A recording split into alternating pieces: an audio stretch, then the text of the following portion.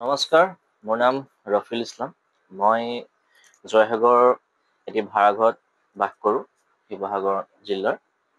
জানি পোৱা মানে তুমি তোমাৰ মাতৃক বহুত ভাল পোৱা। আজি আমি আহিছো সেইটো কাৰণে এই কথা জানি পেলাই আহিছে তুমি মাতৃক ভাল পোৱা, তুমি মাতৃৰ কাৰণে বহুতখিনি কৰিছা। কি কৰিছিলা আচলতে? কি বুলি ক'বলৈ গ'লেতো এনেকে নিজৰ মাক দেউতাকৰ কাৰণে একো কৰিব নোৱাৰি, কিন্তু যিমানখিনি পাৰোঁ, প্ৰায় মোৰ দেউতা ঢুকাইছে মই ক্লাছ 8ত পঢ়ি থাকোঁতে 2011 চনত। আৰু 8ৰ পৰা 10লৈকে মায়ে মোক 2টা বছৰ কাপোৰ চিলাই বা কিবা কৰি মেলি মোক 2 বছৰ পঢ়ালে। তাৰপিছত মই এখন ফাৰ্মাচীত সোমাই তাত মই কাম কৰিলোঁ এজন চেলছমেন হিচাপে, আৰু আজি পৰ্যন্ত মই তাতে কৰি আছোঁ। আৰু তাৰ লগতে মই যিমানখিনি পাৰোঁ মোৰ লগতে মোৰ মাকো মই সহায় কৰিব চেষ্টা কৰোঁ। তেওঁৰ কিবা কষ্ট হওক, দুখ হওক, সেইখিনি মই সম্পূৰ্ণ কৰিব বিচাৰোঁ। যদিও নোৱাৰোঁ, কিন্তু চেষ্টা কৰোঁ। আৰু বিচাৰোঁ যাতে সকলো ল'ৰা-ছোৱালীয়ে নিজৰ মাক দেউতাকক মোৰ নিচিনাই মৰম কৰক। যদি পাৰে মোতকৈ বেছি কৰক, মই যিমানখিনি কৰিব পৰা নাই।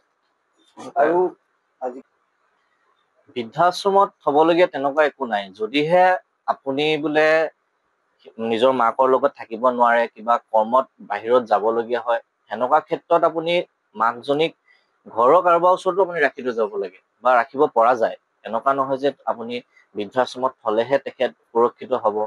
তাৰ সলনি আপুনিও তেখেতক নিজৰ লগতো লৈ যাব পাৰে বা নিজৰ পৰিয়ালৰ মানুহৰ লগতো ৰাখিব পাৰে। কাৰণ নিজৰ মাকক নিজৰ পৰা আঁতৰাই ৰাখিলে বহুত কষ্ট হয়। মাক দেউতাক নাই, তেখেতলোকে সেই অনুভৱটো বুজি পায়। ভাড়া তাৰো ভাড়া আপুনিয়ে দিয়ে বুলি হয়। সেইখিনি কাৰণে আপুনি কষ্ট কৰে? সেইখিনি কাৰণে ময়ো কৰোঁ, মাও কৰে।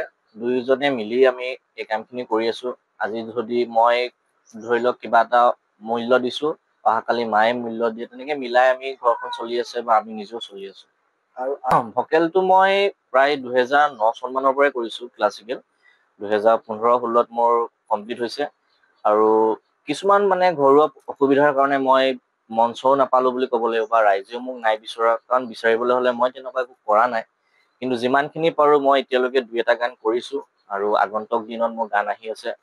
মোৰ বিজয় শংকৰৰ ওচৰত কৰিব দিছোঁ গান। সেনেকে কৰি আছোঁ আপুনি আৰু। ষ্টেজ প্ৰগ্ৰাম কৰিছে? ষ্টেজ প্ৰগ্ৰেমটো মই অকলশৰীয়াকে বৰ্তমান কৰা নাই, কিন্তু যিমানখিনি পাৰোঁ মই দাদা দুজনৰ লগত কৰি আছোঁ, প্লাৱন ভূঞা লগতে গৌৰীশংকৰ দাস। তেখেতলোকৰ লগতে 2-এখন মঞ্চ মই কৰি আছোঁ। আৰু জানিব পৰা মানে আপোনালোকৰ হয়। কাৰোবাৰ নাম ল'ব? কাৰোবাৰ নাম ল'ব গ'লেতো মই প্ৰথম নীল আকাশ দাৰ নাম ল'ব লাগিব।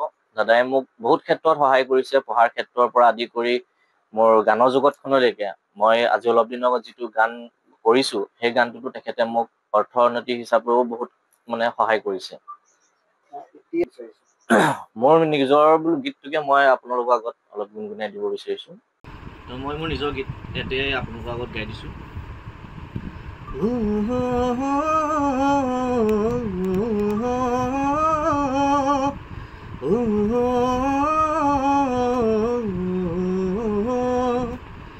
এ মইনা কথা এটি কনে তোক, এ মইনা বেয়া পাবিনে মোক, তোৰ ভাগৰে মৰম কদিলে একো নেযায় যে তোৰ, আজিকালি সপোনতে তোকেনো দেখো, ভাৱনাৰে সাগৰতে ডুবিনো মৰো, সেই দেখি নিজৰ মানি ল, মোকে আপোন কৰি ল, সেই দেখি আপোন কৰি ল, মোকে নিজৰ মানি ল।